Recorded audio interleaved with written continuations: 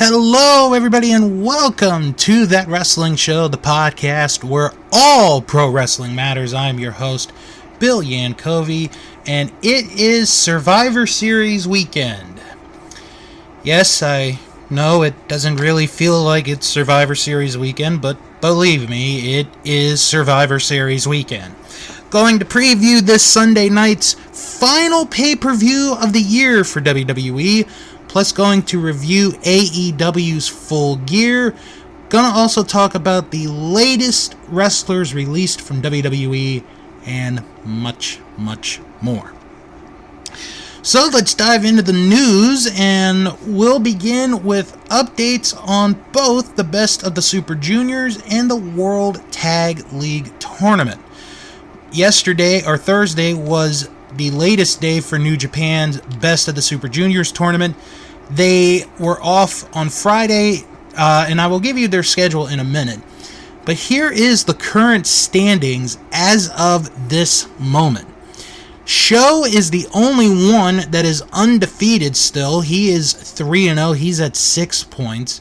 Then we have a 5-way tie. Yoshinobu Kanemaru, Douki, Taiji Ishimori, Bushi, and Hiromu Takahashi are at 4 points each. Robbie Eagles, El Phantasmo, Master Wato, Ryosuke Taguchi, and El Desperado are each at 2 points. And Yo is at the bottom of the standings right now with no points. So the action that will be taking place for the juniors in between this show and the next show include this coming Sunday. They will have a day of tournament matches, and this coming Wednesday. And then they will have a couple of days off before getting back into it the next week. In the World Tag League Tournament, they had some action today, and here are the current updated standings. We have a 3-way tie for first. Tetsuya Naito and Sanada, Hiroshi Tanahashi and Toru Yano, and Zack Sabre Jr. and Taichi are all tied for first at 6 points. One of these teams is not like the other, as in, we did not expect Tanahashi and Yano to be tied for first so early. Then we have a 4-way tie next. Tama Tonga and Tongaloa, along with Bad Luck Fale and Chase Owens, Hiroki Goto and Yoshihashi, and Great Okan and Aaron Henare are at 4 points. Kojima and Tenzan are at 2 points. And then a 4-way tie at the bottom of the standings. Tomoaki Hanma and Toji Makabe, Evil and Yujiro Takahashi, Yuji Nagata and Tiger Mask, and Minoru Suzuki and Taka Michinoku each are at 0 points. So their upcoming schedule from between now and the time of the next recording, there's only one show. It is this coming Tuesday when the World Tag League will continue. That is this coming Tuesday. So their standings, while it will be a little bit updated, won't be as updated as the juniors will.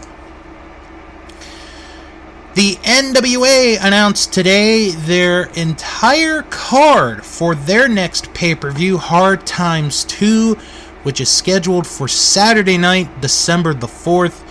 And the big news coming out of this is they are bringing back another title. And this is one that I know personally different fans had asked for, for the diehard NWA fans.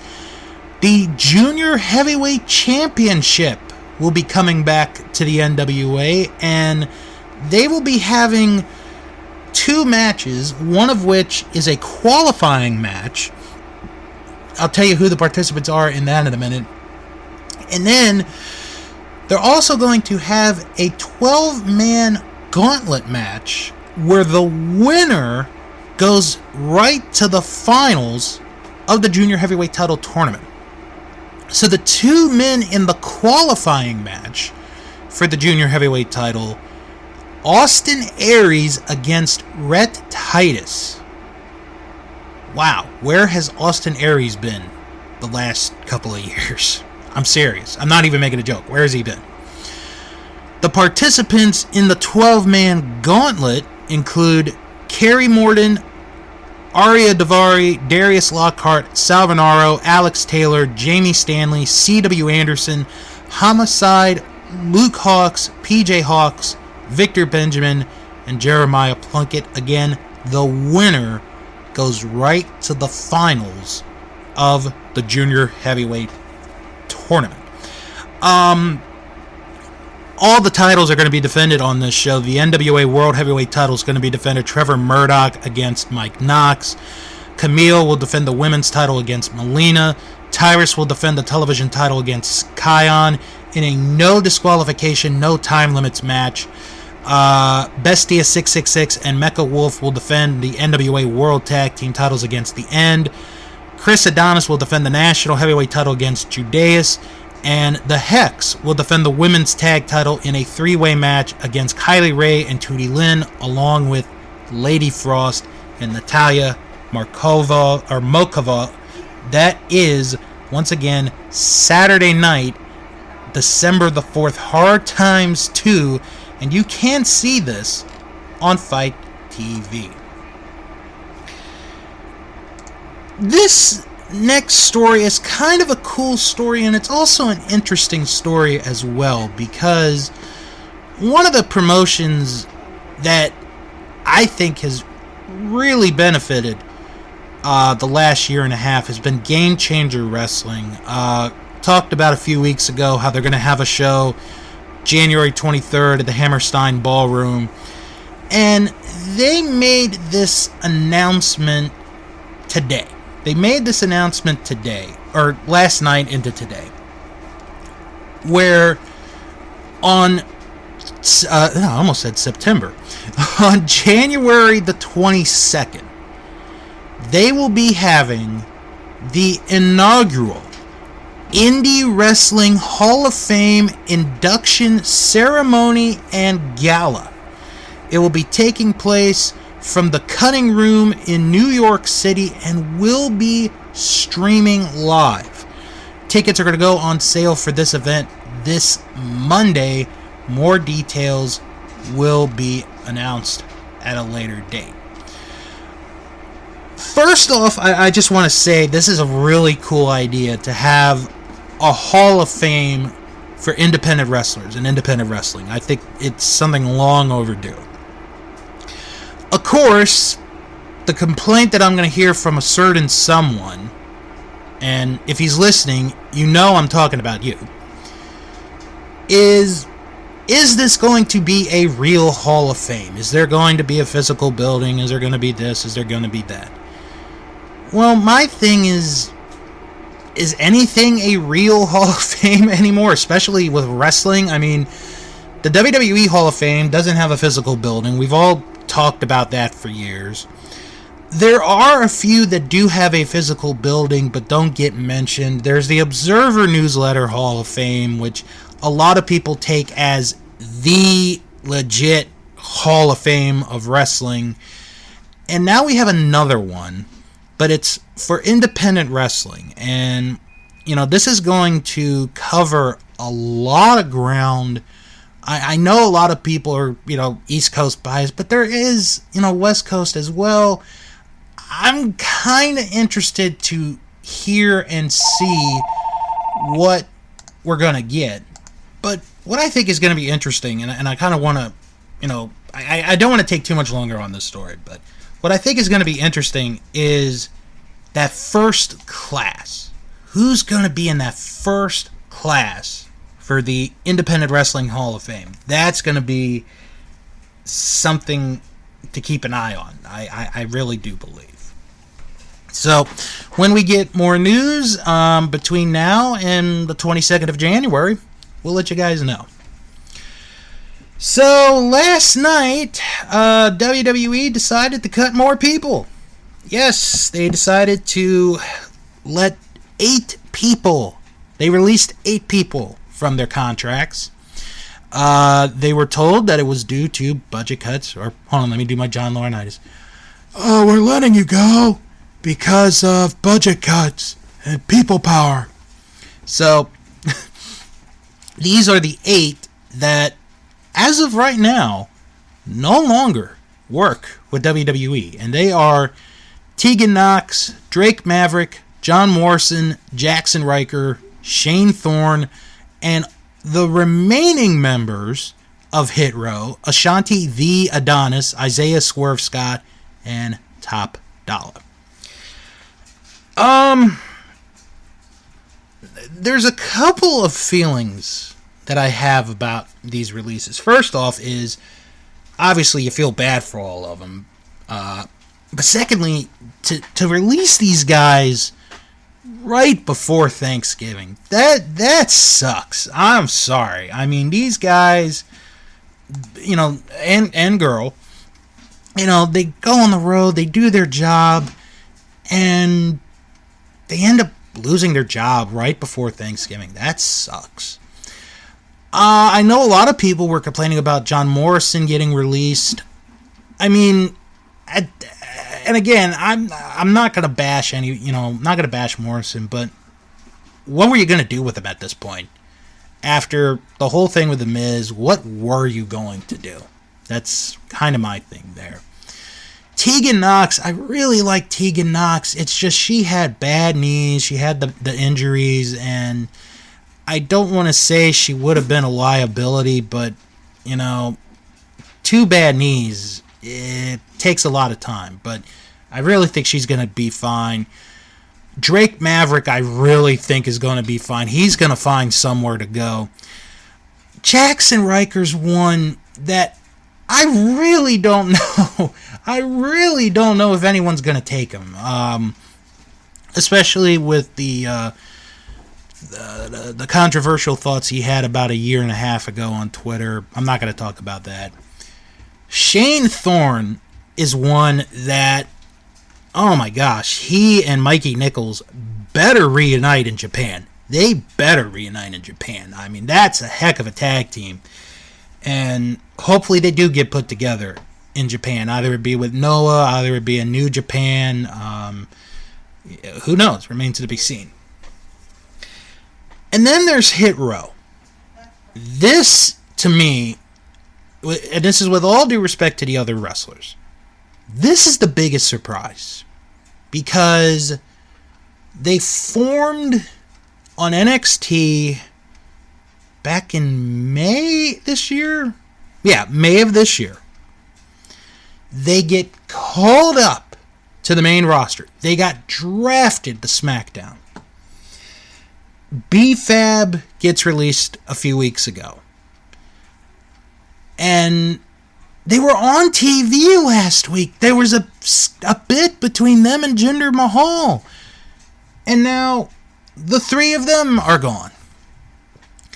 And I'm gonna be honest with you. WWE completely dropped the ball on Hit Row.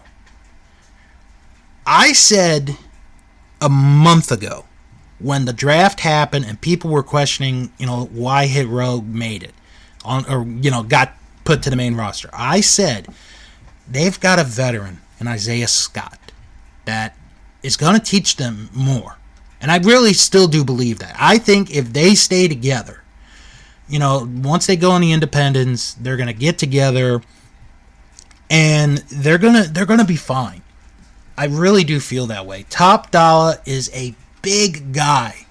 And from what I've heard, he had been improving, which is something that I think any wrestling promotion really cares about. I know I would. So, as far as where they go, I really don't know. The only one that I'm kind of hoping I get right is Shane Thorne in Japan. Because he was a big star in Japan before he and Mikey Nichols were signed to NXT. I think that's the only one I'm pretty confident about. Everybody else, I really, really don't know. So, one individual who was not happy about the release of one of the people was Taya Valkyrie, a.k.a. the former Frankie Monet, who a few weeks ago herself was released. So, The original post that she had put up, and I'm trying to get this to go here because Twitter's kind of being a pain in the butt, was basically bashing WWE in a way without saying WWE. And I want to read the tweet. And maybe, I hope she didn't take it down, because it was a really good tweet. But basically, she was saying how you don't have to be successful by being in WWE. You can go other places and be successful. Here's the tweet. Stop supporting a company that has zero respect for their talent. You love pro wrestling. Spend your money on the hundreds of other alternatives. This is wrong. Ethically, as employers, they don't care about us, talent or fans. That was Taya's reply, and then she put out another tweet that basically said, F them. And we're now getting into the age here of WWE that while financially this is the best they've ever been, everywhere else it is bad. Like, the product is bad. And I'm going to talk about it with the Survivor Series a little later on, because this might be the least important Survivor Series ever. And that's saying something. But it's like Brian, who's been on the show before. He said this to me before. And it's starting to kind of ring true nowadays. It's like, if I was a wrestler, I don't want to work for WWE. I would rather go anywhere else but WWE right now. And it's more and more starting to be like, that's not a bad idea. And you know why? Because there are other options. There's New Japan, there's AEW, there's Impact, there's MLW, there's Mexico. There's so many other places. And really, anywhere is a good place to go if you get released from WWE. It really, really is. So, we will see in 90 days where they go, the people that were released. Now, let's talk about AEW Full Gear. I'm going to say it right off the bat. This might have been the show of the year. This, honest to goodness, might have been the best wrestling show I have seen all year. And I thought All Out was pretty damn good. This was even better. And you're going to hear it in my grades. You're going to hear it in my reviews. Just how good of a show this was. So, gotta talk about the matches, and then I'm gonna mention one thing that did happen on the pay-per-view, and I'll give my thoughts on it in a little while. So the opening match is the buy-in match. It is Nyla Rose and Jamie Hayter against Hikaru Shida and Thunder Rosa. It was a decent match. It was a good match. Honestly, I'm just going to say it right now. Probably the worst match on the show, but not because it was bad. It wasn't a bad match. It was just everything else on this card was absolutely amazing. It really was. Just a good women's tag match. It's one of those matches that probably could have been done on Dynamite. Could have been done on Rampage. But in the end, Shida and Thunder Rosa got the win, and they won the tag match. I was going to say they advanced in the tournament, but there's no tournament. I mean, they're in the TBS tournament, but you know what? I gave this a C-. It was a good match, but nothing I would go crazy over. Meltzer gave it 2.5 stars. So the next match, and this is where the pay-per-view begins, is MJF against Darby Allin.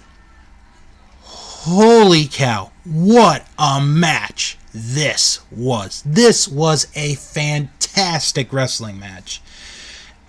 And I'm going to say this.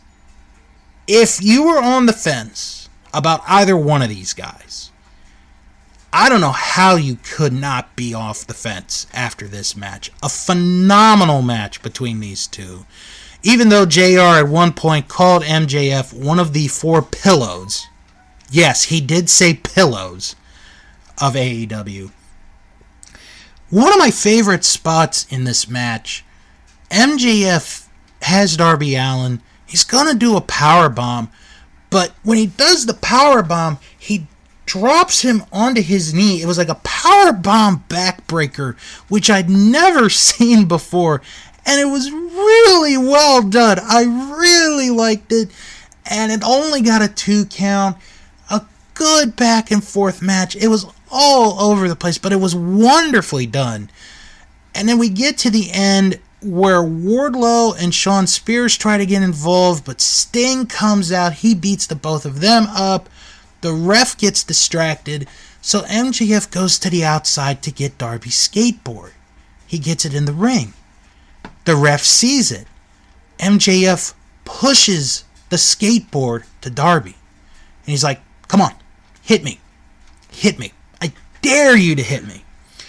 And Darby wants to do it, but decides not to do it. And he pushes the skateboard away, and then MJF hits Darby with the ring, and then he grabs Darby, uses a side headlock, and pins him in the middle of the ring.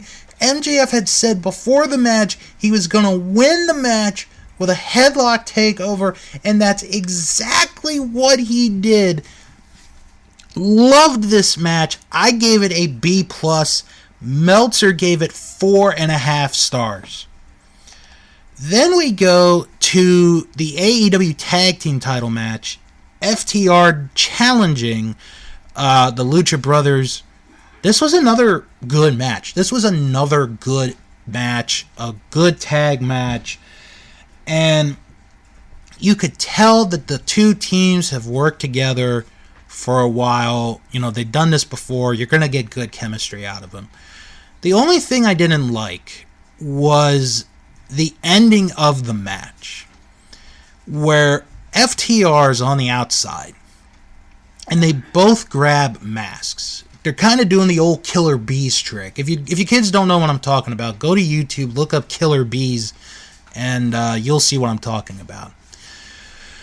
So, it's Cash. No. Yeah, it is Cash. Cash goes in the ring. The champs think it's Dax Harwood. And Cash ends up getting pinned when Dax was actually the legal man in the ring. The ending just kind of fell flat for me, but I didn't take it too much away from the match. Lucha Brothers retained. I gave it a B. Meltzer gave it 4.25 stars. Then we go to the finals of the World Title Eliminator Tournament. Miro against Bryan Danielson. Oh my God, this was just a brawl. This was a brawl. It was two guys just beating the crap out of each other. And it was really good, back and forth, told a really good story. And Bryan, went for the neck of Miro, and he ended up putting, a guillotine on Miro, and Miro just couldn't take it, and Bryan wins. He's now the number 1 contender for the AEW World Title. A really good match. I gave this an A-. I enjoyed the match. Meltzer gave it 4.5 stars. Then we go to what would have been, I think, on any other pay-per-view, the match of the night. It is the Young Bucks and Adam Cole against Jurassic Express and Christian Cage, no DQs, falls count anywhere in the building. This was incredible. This was an incredible match. And you just had to follow everybody and everything, and it all made sense. Nothing cheap about it, nothing terrible about it. And then you get a story within the match where Christian wants Jungle Boy to do the concerto, and Jungle Boy just can't pull himself to do it. And there's so many incredible spots. It's an amazing match. It's a fantastic match. And then you get to the end of the match where they're all on the rampway, they're all on the stage, they're fighting, and Adam Cole and I want to say it was Matt Jackson got thrown off, and then here's Nick, he's lying there. Christian's gonna do the concerto, but Jungle Boy, was like, let me do it. So he grabs the chair, he lifts it up, he looks to the sky, he's talking to his dad, and he hits him. He hits Nick, or Matt, I always get the two confused, with the concerto. That gets the 3 count. An amazing match. This crowd loved this match. This was a terrific match to watch. I gave this an A-. I'm going to change it to an A. It gets an A for me. Meltzer gave this 5 stars, and I have no problem with that. I really don't have a problem with that. Then we go to the cool down portion of the pay-per-view, where it is Pac and Cody Rhodes against Andrade and Malachi Black. This was the only one that I really couldn't get into, and the guys did their best. They really did. They tried their best. I just couldn't get into it, probably because of the previous match. But the story being told was at first Pac and Cody Rhodes can't get along, and then a little later in the match, Andrade and Malachi seemed to not get along, and Arn Anderson gets involved with Andrade's assistant, Jose, I believe is his name, and Pac is able to get the Poison Rana and then the Black Arrow onto Andrade to get the victory. Like I said, I really couldn't get into this match, but again, it's probably because of what the last match was. So I gave this a C. This is probably another one that could have been on Dynamite, but, not going to really make a big deal of it. Meltzer gave it 4.25 stars. That's the rating he gave that match. Then we go to the AEW Women's Title Match, Ty Conti against Britt Baker. Ty Conti looked very good in this match. I enjoyed the match, and she was kind of a one-woman machine for a while, fighting off Britt, fighting off Rebel, fighting off Jamie Hayter. She was doing everything she could. There were a couple times where she got a near fall or two, but just couldn't put it away. And Britt was able to get the lockjaw, and Conti was able to reverse it to try to get a pin, and she almost got the 3 count. And then Baker couldn't really get the lockjaw in, so she got another, cradle pin of her own to get the 3 count and the victory to retain the women's title. It was kind of an expected, result, Baker to win, but the match was good. I enjoyed the match. I gave it a C+. Meltzer gave it 3.5 stars. I did not think it was that bad of a match. Then we go to Eddie Kingston against CM Punk. Loved this match, especially the way it begins. Kingston comes to the ring first, and then Punk comes in, and, they're kind of facing each other, eye to eye, and then Eddie Kingston just does a back fist to CM Punk, knocks him out before the bell could even ring, and the announcers are like, Why did he do that? He could have won the match if he had waited. And this is just a straight fight between the two, and it's so good, so well done. It's one of those matches where if they said it's going to happen again, I would watch it. It's that good of a match. Just a good, straight-up fight between the two men. Punk, was able to hit 2 go-to-sleeps, and the second one is what did Eddie Kingston in. Punk got the win. After the match, Punk, was putting his hand out for a handshake, and Eddie Kingston left without shaking the hand, which, is pretty cool because you can continue that for a while. I'm going to change my grade on this. I had it at a B-. I'm going to give it a B. Meltzer gave it 4.5 stars. Then we go to the 10-man Minneapolis street fight with the Inner Circle against Men of the Year and America's Top Team or American Top Team or whatever it was. Kind of had a weird beginning where you had to tag the people in. That didn't make sense to me, but eventually they did, start brawling, start fighting, and the thing that the announcers pointed out during the match was how all the weapons that were being used were all, things that were made, that were created in Minnesota. Which is like, okay, sure, we'll go with that. So, there's stuff all over the place. And then we get this great part in the match where Ethan Page is talking away at Jake Hager's wife, not realizing who was standing next to her. Standing next to her was the legendary Baron von Raschke, right there to put the claw on Ethan Page to a tremendous pop. And it was so cool because von Raschke got an introduction before the match, being praised as a legend, which he is a legend. And he looks great for his age. He really does. And Baron getting involved, putting the claw on was really cool.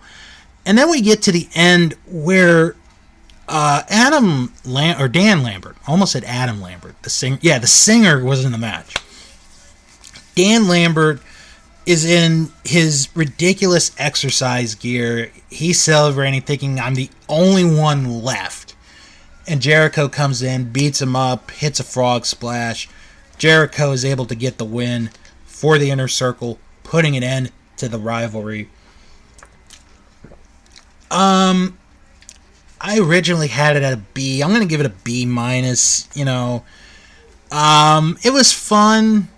It was kind of just like, well, okay, it is what it is. Meltzer gave it 4 stars. Then we go to the main event. AEW World Title. Kenny Omega defending against Adam... Oh, actually, hold on. Before we get to that. After the 10-man, it was announced that Jay Lethal is at All Elite. He challenges Sammy Guevara for the TV title, which happened on Wednesday.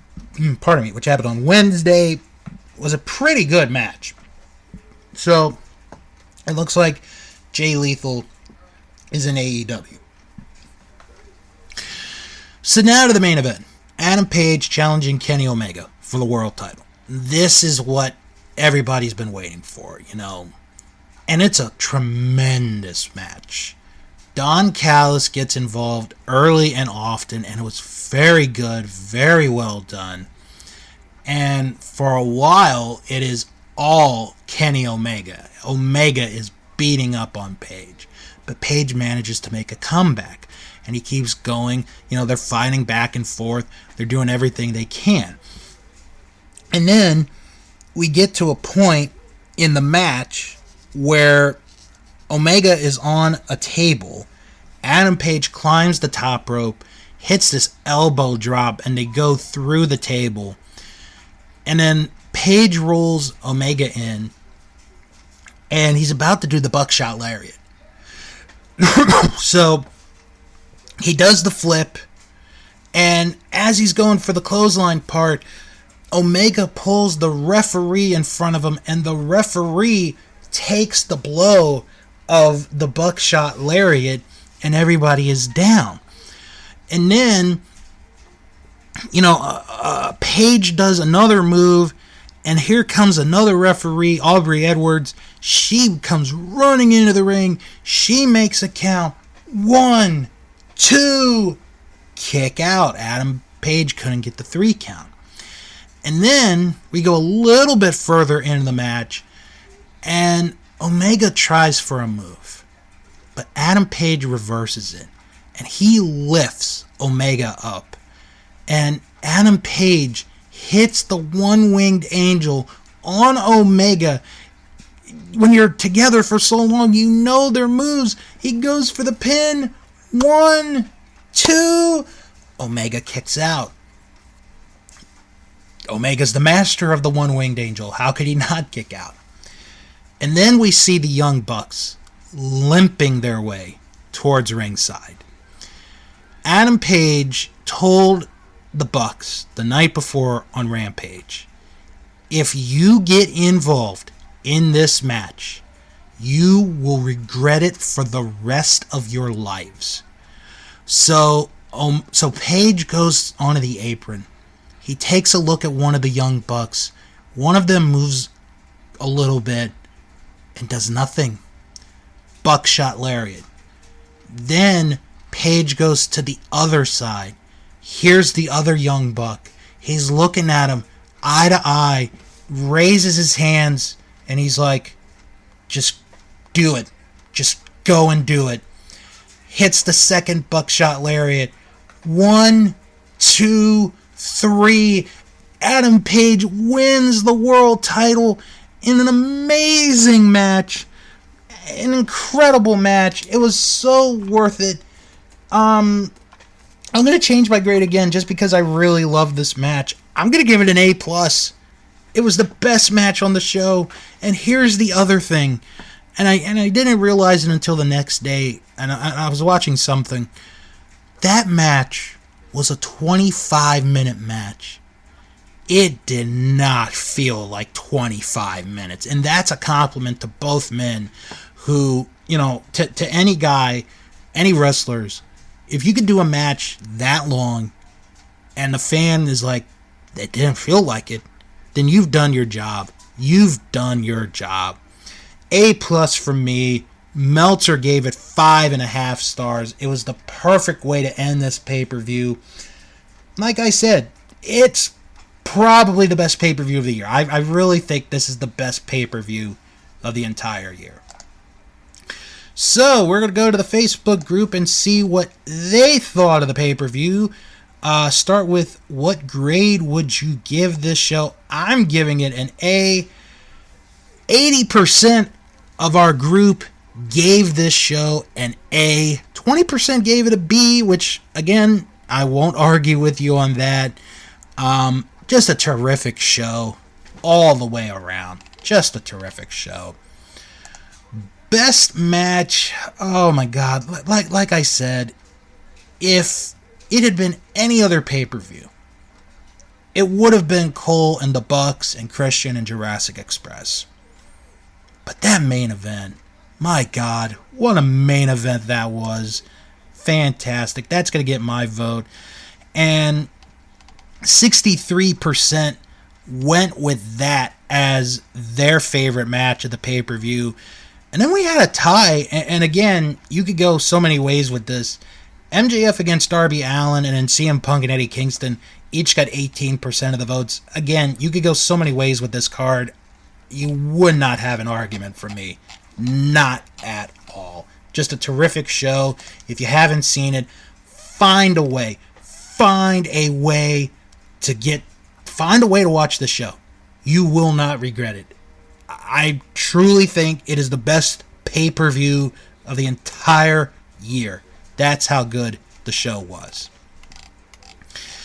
So now we go from one pay-per-view to another. Because this Sunday night is the Survivor Series. And Normally, I'd be excited. It's the Survivor Series. You know, it's that time of the year. But WWE has done a shit-tacular job of hyping this pay-per-view. It really feels like the least important Survivor Series I have ever witnessed in my life. I mean, that's how bad the hype or the build-up to Survivor Series has been. So, I'm going to go through the matches. I'm going to give you guys my predictions as to who will win these matches at Survivor Series. So, I will start off with... is it... Oh, I know the... Oh, here we go. Here's the card. So, the first one I'll do is Damian Priest, the United States Champion, against Shinsuke Nakamura, the Intercontinental Champion. Should be a pretty good match. I mean, on paper, this looks like a pretty good match.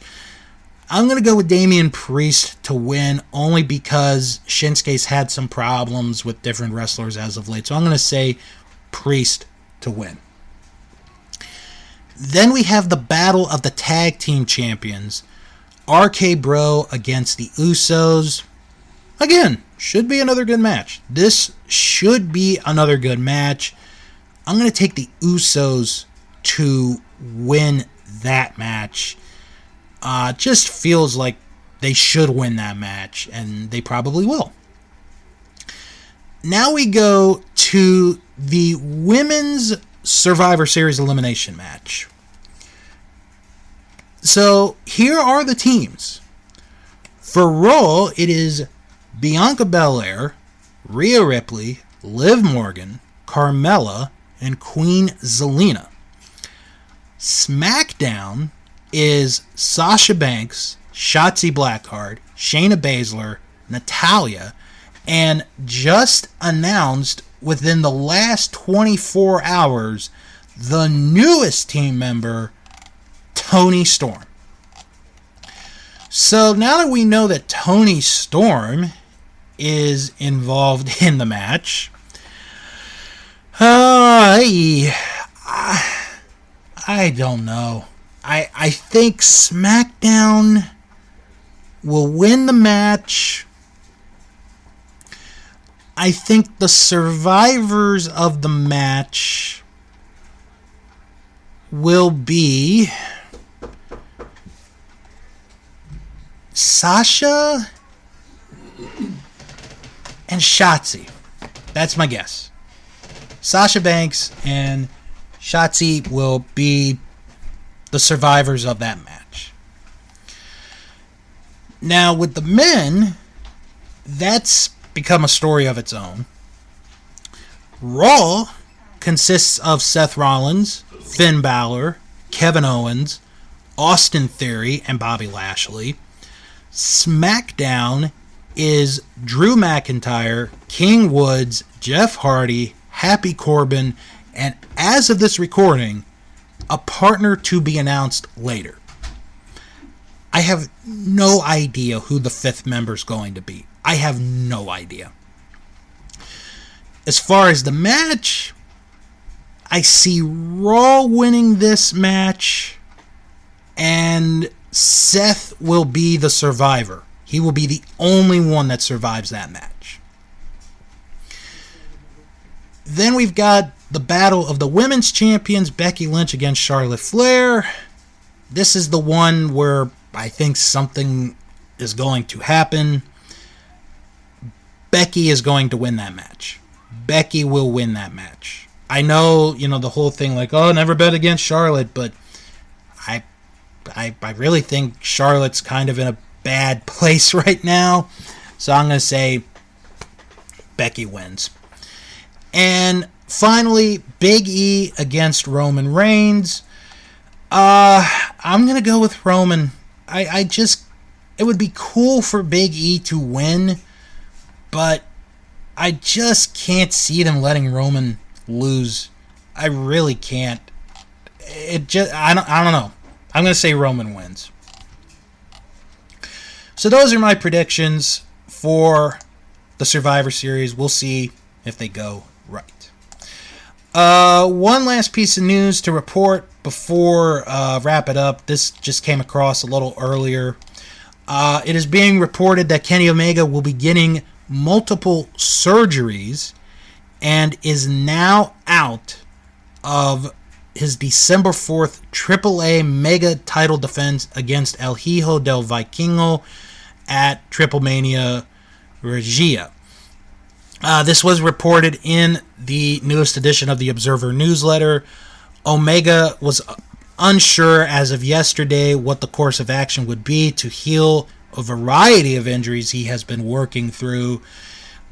Dave Meltzer says that Omega will be getting surgeries on his shoulder, knee, and abdomen, and is evaluating a septum surgery as well. He has been working with a torn labrum and an abdominal hernia for months. As far as what AAA will do with the Mega title, we'll have to just wait and see. Well, let's get into the plugs before we wrap up the show for this week. If you guys have any questions or comments, send an email, wrestlingman@thewrestlingshow.com. Don't forget to follow the show on Twitter at WrestlingShow11. Follow us on Instagram, That Wrestling Show. Join our Facebook group. It is That Wrestling Show fan group. You type that in the search bar and you are right there. Join almost 500 people from around the world to discuss pro wrestling.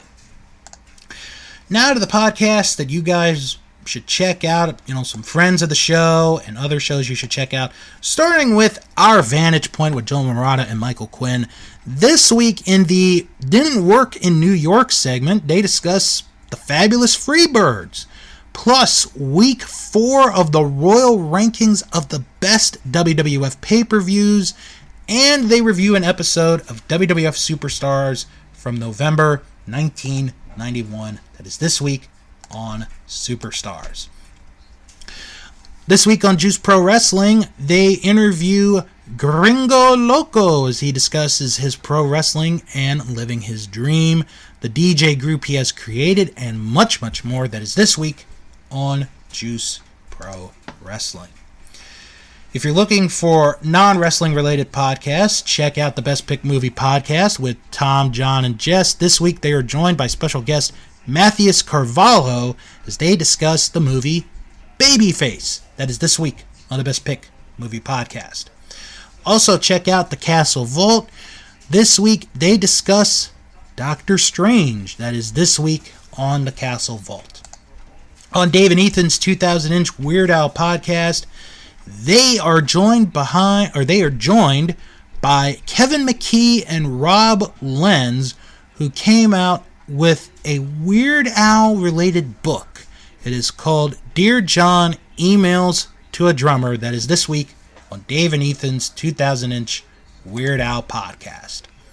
Escape from Vault Disney, they have a little mini-sode this week where they talk about the state of the parks and the newly announced makeover of Mickey's Toontown. That is on Escape from Vault Disney. And check out the Three Stooges throwback with Gabe Russo, where this time he discusses Violent is the Word for Curly. That is this week on the Three Stooges throwback. Also, check out Bill Learns Kingdom Hearts with myself and Jim Boy Star as we go through in the second season Kingdom Hearts Chain of Memories. And finally, check out Sharks Pond, a South Park podcast where I watch and discuss each and every South Park episode. This week, I wrap up Season 13 of South Park with the season finale, P. Yep, that's right, P. That is this week on Sharks Pond, a South Park podcast. All right, next time on That Wrestling Show, going to review the Survivor Series, give you guys my overall thoughts on the event, plus going to get into some wrestling news and much more. Until next week, hope you guys have a wonderful week. It is Thanksgiving this Thursday, so happy Thanksgiving to all of you guys, the listeners. And after you're done eating the turkey, the mashed potatoes, the stuffing, the pumpkin pie, the peanut butter pie. Come back next week for another episode of That Wrestling Show, the podcast where all pro wrestling matters. And as always, wrestle on and have a happy Thanksgiving.